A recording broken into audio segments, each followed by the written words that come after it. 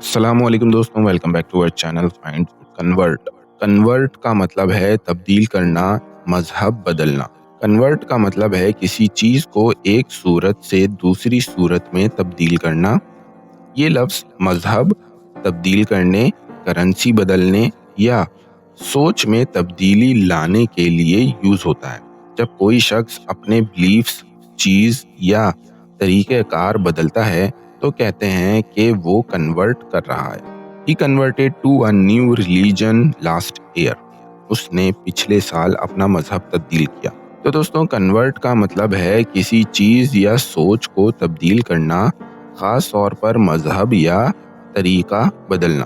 امید ہے اب آپ کو کنورٹ کا مطلب سمجھ میں آ گیا ہوگا۔ ملتے ہیں نیکسٹ ویڈیو میں، شکریہ۔